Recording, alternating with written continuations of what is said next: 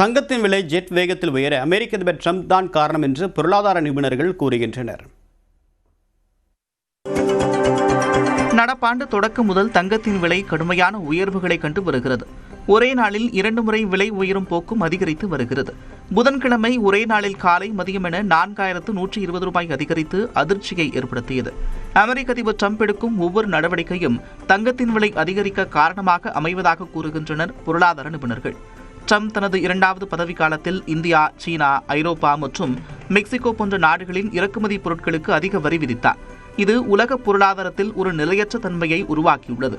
முதலீட்டாளர்கள் ஆபத்தான பங்குகளில் முதலீடு செய்வதை தவிர்த்து பாதுகாப்பான புகலிடமாக தங்கத்தை தேர்ந்தெடுக்கின்றனர். இதனால் தங்கத்தின் விலை கணிசமாக உயர்கிறது. ட்ரம்பின் அமெரிக்கா ஃபர்ஸ்ட் கொள்கையால் அமெரிக்க டாலரின் மதிப்பு உலக சந்தையில் ஏற்ற இறக்கங்களுக்கு உள்ளாகிறது. பொதுவாக டாலர் மதிப்பு குறையும் போது அல்லது நிலையற்று இருக்கும்போது தங்கத்தின் விலை உயரும். ட்ரம்பின் வரிச்சலுகை திட்டங்களால் அமெரிக்காவின் பட்ஜெட் பற்றாக்குறை அதிகரித்துள்ளது. இது நீண்டகால அடிப்படையில் பணவீக்கத்தை உண்டாக்கும் என்ற பயத்தில் மக்கள் தங்கத்தை வாங்கி குவிக்கின்றனர். அமெரிக்காவின் பெடரல் வங்கி வட்டி விகிதங்களை குறைக்கும் போது சேமிப்பு திட்டங்களில் லாபம் குறையும். இதனால் முதலீட்டாளர்கள் தங்கத்தை நோக்கி திரும்புகின்றனர்.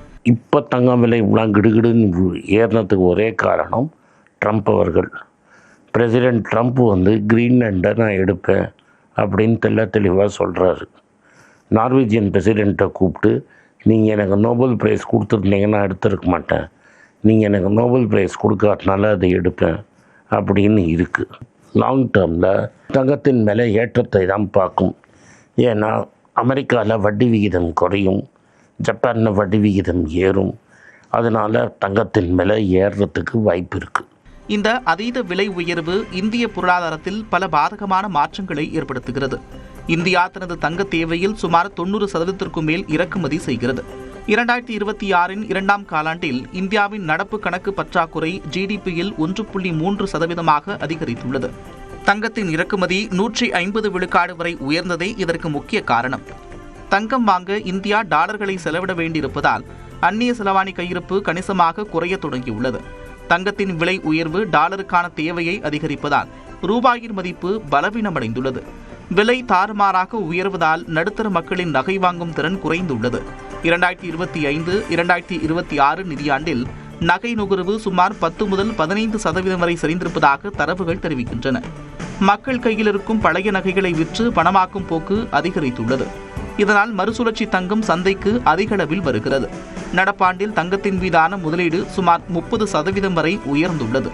மற்ற பங்கு சந்தை முதலீடுகளை விட தங்கம் பாதுகாப்பானதாக கருதப்படுவதால் முதலீடும் அதிகரித்துள்ளது.